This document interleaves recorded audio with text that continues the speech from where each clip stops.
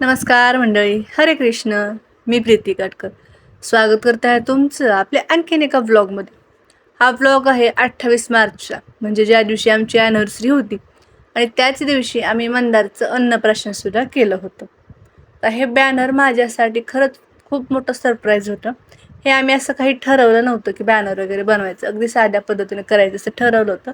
पण मंदारच्या बाबांचं असं म्हणणं होतं की हे कार्यक्रम, हे सोहळे परत परत येत नाहीत, म्हणून आपण जेवढं शक्य होईल तेवढं आपण करू शकतो. त्यानंतर तर मंदारची मस्ती बघा, तो पाण्यात स्वतः पालतं पडतोय, हसतोय आणि स्वतः झोका घेतोय. मला तर खूप काळजी वाटते, त्याच्यामुळे मी नेहमीच सतत त्याच्या आजूबाजूलाच असते. त्यानंतर ह्यांनी मार्केटमध्ये जाऊन फुलं, फळं आणली होती आणि स्वीटमध्ये जिलेबी आणली होती. बाकीचं बऱ्यापैकी साहित्य घरीच होतं, त्याच्यामुळं फारसं काही आणण्याची गरज लागली नाही. त्यानंतर मी तांब्या पितळेची भांडी, ज्याच्यामध्ये आपल्याला डेकोरेशन करायचं आहे ती भांडी, आणि ह्या प्लास्टिकच्या छोट्या छोट्या डिश होत्या, त्याही स्वच्छ करून घेतल्या. त्यानंतर मी मंदारला आंघोळ घातली. अगदी दुधाच्या पाण्याने गुलाबाच्या पाकळ्या टाकून ते खूप छान पद्धतीने आंघोळ घातली होती. पण तो व्हिडिओ मी काही कारणास्तव ॲड नाही केलेला. मग त्यानंतर मंदार झोपला होता. मग मी माझी कामं चालू केली, म्हणजे फुलांच्या पाकळ्या केल्या, फळांची सालं काढून फळं सोलून ठेवली, म्हणजे पुन्हा पटकन सोपं होईल. आणि हे सगळं करताना माझ्या अचानक लक्षात आलं की मला यांचा ड्रेस इस्त्री करायचा आहे. संध्याकाळी कदाचित ते घालतील म्हणून केला, पण त्यांनी घातला नाही, ती गोष्ट वेगळी. मग त्यानंतर मी संध्याकाळच्या वेळी ना, मंदार झोपलेलाच होता तेव्हासुद्धा.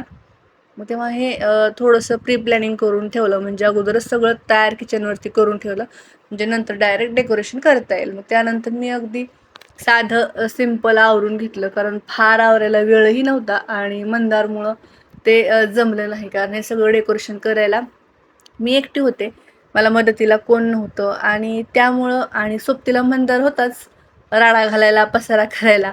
आणि आता तो एवढा ॲक्टिव्ह झाला ना की हे ओढ ते ओढ करतो, त्याच्यामुळं मग मी मंदारला बघत बघत जेवढं करणं पॉसिबल होईल तेवढं मी केलंय. तर हे साधं सिंपल डेकोरेशन तुम्हाला कसं वाटलं हे मला कमेंटमध्ये नक्की सांगा. आणि मग संध्याकाळ आणि खास करून हे बॅनर मला तर खूप आवडले. मी 2-3 वेळा ह्या व्हिडिओमध्ये म्हटले की बॅनर मला खूप आवडले. मग सगळं आवरल्यानंतर इथं मंदारचं आवरायला घेतलं. ते कशासाठी, तर की अगोदरच त्याचं आवरलं असतं, त्याला खूप गरम झाला असतं, त्याचे पेशन्स संपले असते म्हणून.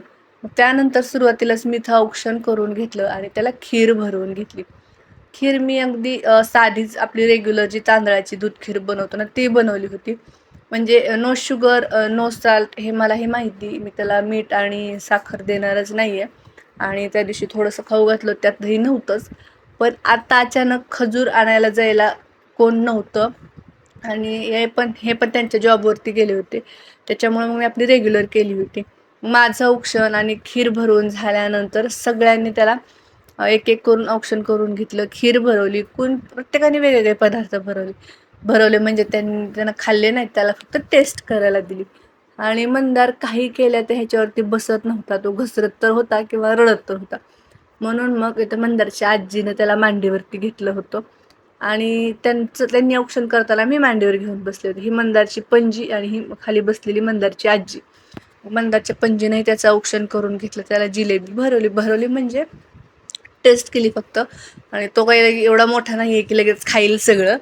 मग त्यानंतर आम्ही सगळ्यांचा एक ग्रुप फोटो, एक ग्रुप क्लिप घेतली आणि अशा प्रकारे हा मंदारचा अन्नप्राशन सोहळा पार पडला.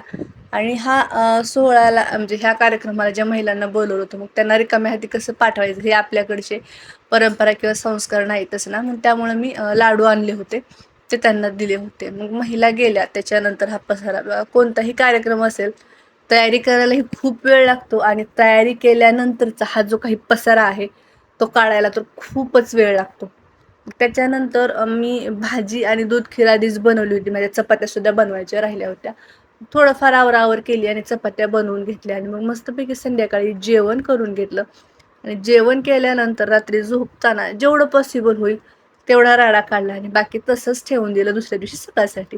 तर असा प्रकारे हा मंदारचा अन्नप्राशन सोहळा पार पडला. कसा वाटला व्हिडिओ हे कमेंटमध्ये नक्की सांगा. आणि व्हिडिओ आवडला असल्यास लाईक शेअर नक्की करा आणि अशाच वेगवेगळ्या ब्लॉग्ससाठी आपल्या चॅनलला नक्की सबस्क्राईब करा.